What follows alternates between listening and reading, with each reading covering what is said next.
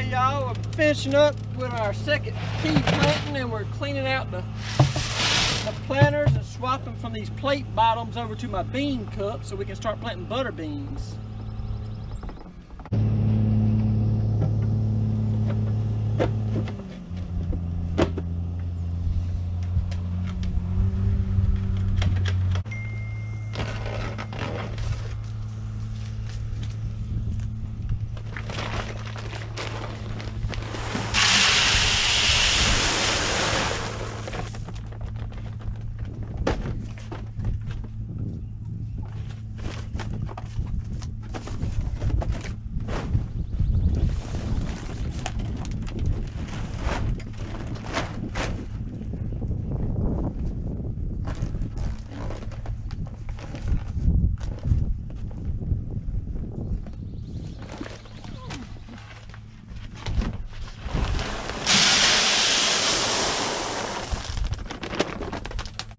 So this is what our butterbean seed looks like. It is not treated. Whenever we go to selling our butter beans every year, taking our list, getting ready to fill our orders, we always get people asking us, what type of butter beans do you have? And that is where we run into a little bit of a issue. Technically there's speckled butter beans and there's green butter beans, but if you want to get to the bottom of it, what we Southerners eat is not butter beans. Now, if you ask any red-blooded Southerner if they like lima beans, they will tell you no, they do not like lima beans. They say, I like those small butter beans. I don't want any of them big lima beans. Butter beans is a name that Southerners in the deep Southeast call lima beans. These are lima beans. If you look at the seed bag here, it says lima bean variety, can green. So lima beans, butter beans, it's the same thing. But if you want to sell them in the South, you better call them butter beans, because Southerners don't buy lima beans. They only buy butter beans. These are not butter peas. They grow butter peas some places, and I reckon there's people that eat butter peas some places. But down here in the Southwest Georgia, Lower Alabama, we don't eat butter peas. We eat zipper peas or butter beans. We don't eat butter peas. So we grow zipper peas and we grow butter beans. The butter peas is kind of like a mix between a zipper pea and a butter bean. It's somewhere in between there, in that gray area. My customers just don't like them. I've tried them once. I didn't like them. There's nothing wrong with them. If you like them, that's fine. But down here, we like baby limas and we like zipper peas. I have a lot of customers that prefer the tiniest little cream peas I can grow, like a ladyfinger or a sedanda or a white acre. But my best pea that I grow is my immature zipper. The people that buy my immature zipper from me, the next year, they only want immature zippers. They don't want any other pea once they've had that pea, because it is the best. A lot of times my small white pea buyers are really big pea connoisseurs. They really want a very specific pea. They want it done just right, and that's fine and all, but they miss out on those immature zippers, because the immature zippers are the best of the best. They're much bigger than those little tiny white peas, but once you eat an immature zipper, you will not want another pea. That is the finest pea of all the peas. Well, we got our planter loaded up here. We got one more lid to put on. Get this baby ready to put these butter beans in the ground. Daddy's out there running the cultipacker, busting a few clods, getting this ground just right so the seed will do good. It's a little cloddy out there. You can't get a good seed to ground contact if it's too cloddy. So he's out there smoothing it up for us. You can see we got the water cut on over there on the peas. Peas are across the dirt road there. We got the water cut on, getting it that second planting watered up and brought up. Just start doing a little maintenance on this old pea picker up here. I know it looks bad, but that joker will pick more peas than you can believe. That thing will get with it. But anyway, let's get some butter beans in the dirt. This is something that I'm willing to bet you've never seen before. We have a side dump trailer, a gravity flow, loaded with fertilizer.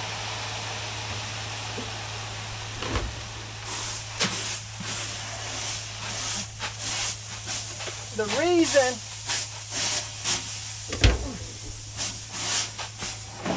The reason we have a gravity flow loaded with fertilizer is that fertilizer is through the roof expensive now. My fertilizer bill is more than triple what it was last year right now. At this day, is more than triple what it was last year.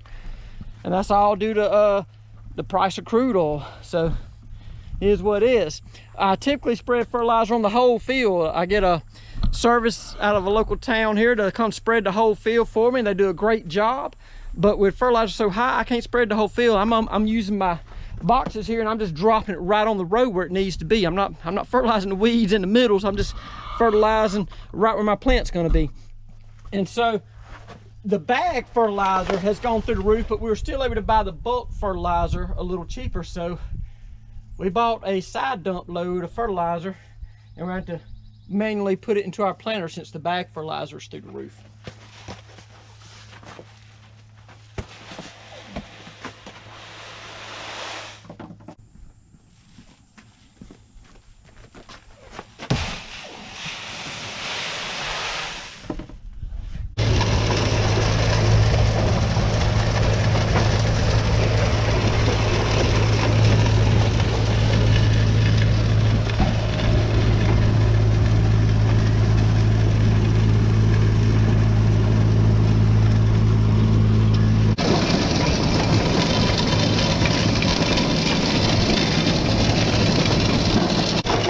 That is what's called a row marker wheel. It's scratching the ground, leaving a little line, so the next time when we turn around the inner row, we're going to put the tractor tire on that line. That's what's going to tell Daddy where to drive at. Keep his row straight and keep it the right distance apart from this row, so we have an even spacing. That's what farmers used before GPS. We had a row marker on the strip till, the bedders, the planters, had row markers on everything. But now that there's GPS, we've taken them off all the big equipment. But I still run old school out here on the produce.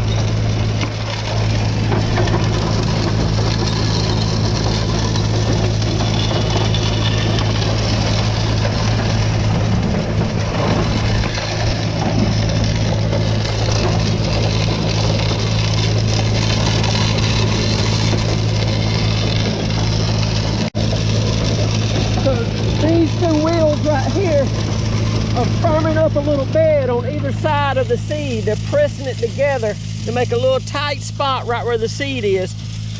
So it'd be nice and snug in there. When the water comes across, it'd be a little firm seed bed. That's what those two wheels do on the back.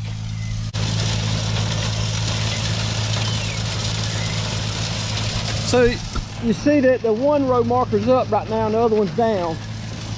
When he picks the planter up, it goes up, and when he lets it back down, the opposite one will let down this time. It's not a different switch, it's the same lever you pull, but every time you pull it, it tells the planter to work the opposite one than it worked last time.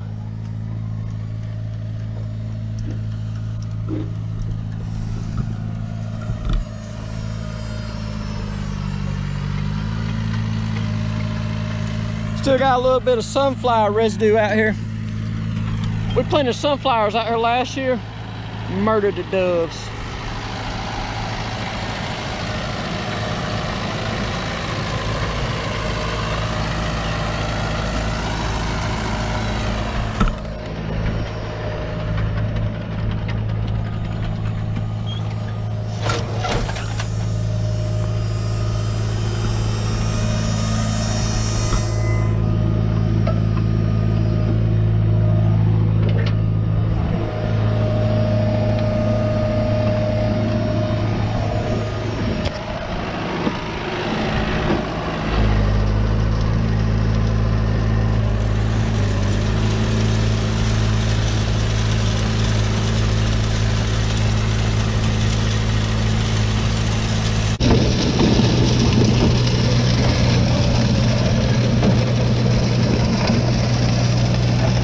As that wheel rolls on the ground, it turns that chain that hooks to the axle. It goes all the way across the planter.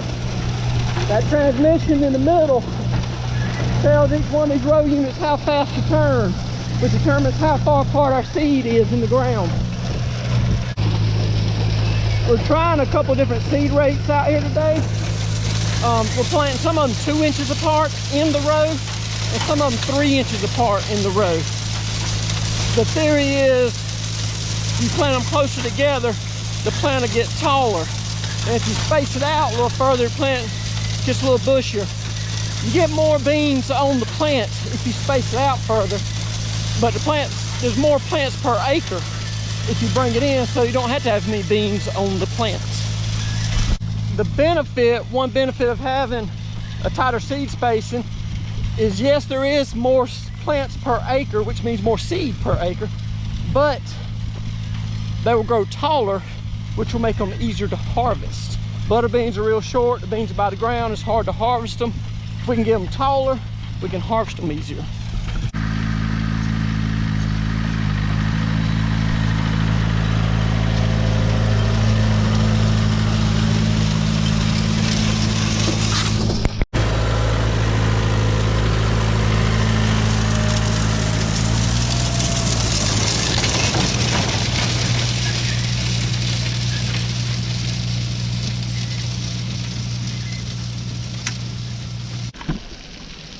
I just cut the irrigation off. This is the last row of the second planting of peas. We have watered right up to it. You see where the row marker was. So we have the second planting of peas watered in, ready to germinate and come on up. Looks like Daddy's on the last through with the butter beans. We're about to shut it down for today.